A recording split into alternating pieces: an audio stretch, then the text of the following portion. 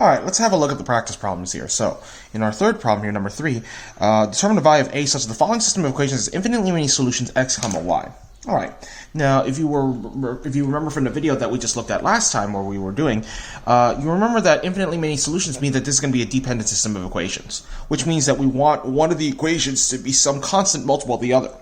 So we see that this second equation doesn't look like the first one just yet, but we can transform it a little bit. I'm going to shove the y to the other side here by adding 15y. So when you do that, you end up with what appears to be 6x plus 15y equals 16 plus a, and then you have 2x plus 5y equals negative 8. So now we can see here that in this situation, we have a lot of matching up here, right? This 2 and 6 match up. We would like it, there's a multiple of 3. There's another multiplier of 3 here, and we want to do the same thing. So we can see that on the left-hand side, we're going to multiply by 3. So on the right-hand side, we want to do the same thing. We want to multiply by 3 here. So it means that if this is indeed a dependent system of equations, this should be here, negative 8 times 3, or minus 24 here, right? So therefore, now we know that 16 plus a equals negative 8 times 3. So 16 plus a equals negative 24, and therefore a has to be negative 40 here, right? All right, number 4. So this problem here is probably going to give us a little bit of a headache, but I'm sure that will be okay. So we're told information about these 3 people, Kay, Gordon, and Sean here. We want to determine how old Sean currently is. So in this situation, just like with anything, just like with any good algebra problem here, you want to set this up here. So what we're going to do is I'm going to pretty obviously, I'm going to let K be K's age, G be Gordon's age, and S be Sean's age. And note those are all going to be present ages. These are not going to be future ages here. So present age here. So let's see, 4 years from now, we have to keep track of everything. Okay, 4 years from now, K will be twice as old as Gordon. So K is currently K years old now.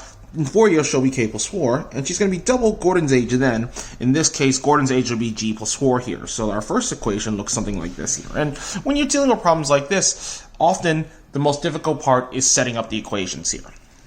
Now, it says 4 years after that, and that means now we're gone 8 years into the future. 8 years from now, Sean will be twice as old as K. Okay, so that means Sean in 8 years will have the age S plus 8. And K, he's gonna be twice as old as K, so that's double K's age then, K plus 8 as well. Okay, 4 years after that, Sean will be 3 times as old as Gordon. So now we can do that 12 years from now. In this situation, Sean, he's going to be S plus 12, is going to be 3 times as old as Gordon here. So that's going to be G plus 12 here. So notice that now what we have here is we have a bunch of equations. So I think the first thing we're going to do is try to simplify the equations, make these a little bit easier to, a little bit more palatable. So let's see. This is therefore K plus 4 equals, okay, so that looks like 2G plus 8 here. This becomes very easily K equals 2G plus 4 by subtracting 4 from both sides, okay? Here we can do the same thing. So let's see, S plus 8 equals 2K plus 16 here, so therefore S is equal to 2K plus 8, right? That makes sense here. Over here we have S plus 12 equals 3G plus 36 here. Subtract 12 from both sides, so we get S is equal to 3G plus 24 here. So notice that we have a system. This system is 3 equations and 3 unknowns, but that's okay. There's nothing wrong with that here. So a strategy that I note here is that it's possible to consider this here. We know K is equal to this, so we can substitute that in here for S, and then I've got 2 things that have S here. One is in terms of K and one's in terms of G. So if we substitute the K in here, we get something in terms of G and another thing in terms of G, and we can solve for G, and that allows us to solve for S here. So what we're going to do is we're going to sub this into here, and then we're going to set these equal to each other, because they're both equal to S. So let's move on.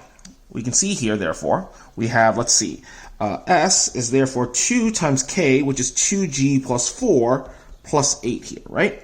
So S equals, let's see, that's 4G plus 8 plus 8, and that looks like 4G plus 16 here. That's S, right? And now we know that from the third equation here, that's going to be equal to this, so that means we're going to write this is equal to 3G plus 24 here, so we can set it up that way.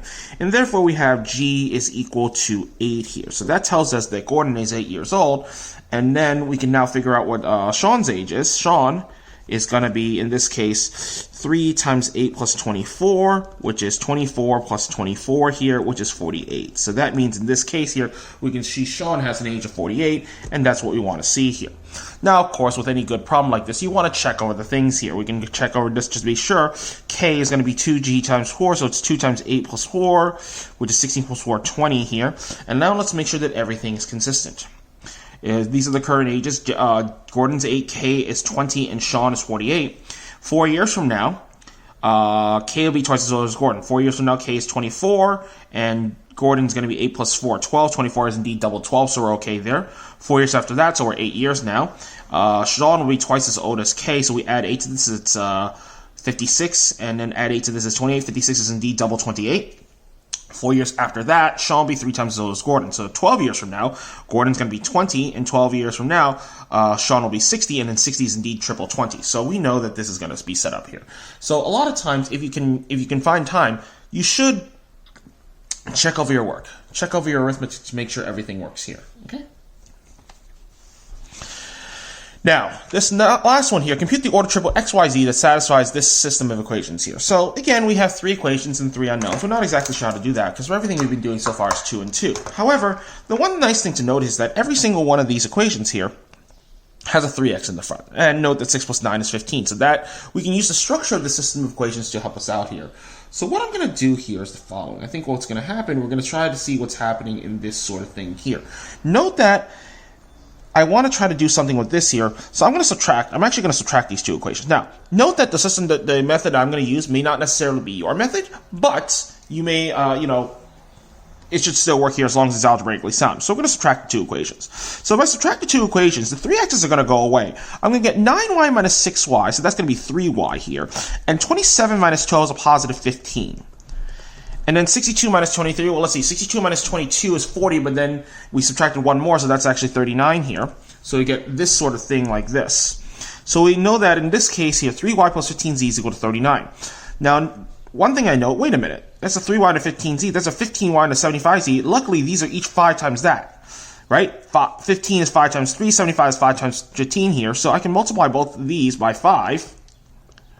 So we get 15y plus 75z equals 39 times 5, which is 40 times 5 minus 5, or 200 minus 5, 195 here. And now I see, wait a minute, I can now substitute this in here. So therefore we know that 3x plus 195 equals 194, right? From this situation here. So we get 3x is equal to negative 1, and therefore x is negative 1/3. Okay.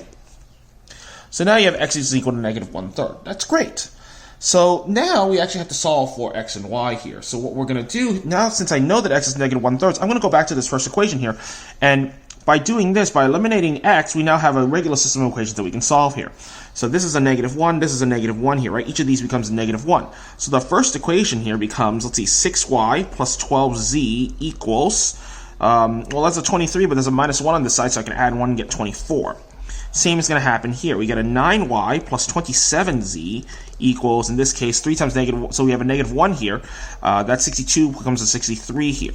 Okay, now, one thing I noticed is there's a bunch of common factors, so we can simplify this by getting rid of the common factors. We can divide everything by 6 here, so we get y plus 2z equals 4, and in this here, we can divide everything by 9 and get y plus 3z equals 7 here. So it looks pretty straightforward here. Let's subtract the 2 equations since they both are equal to y. We can subtract these. The y will vanish by elimination here. We get 2z minus 3z is a negative z. 4 minus 7 is a negative 3. So therefore z is equal to positive 3 here. And now we're basically done. We can go back and just substitute this in here. We know that y plus 2z is equal to 4. So y plus 2 times 3 is equal to 4.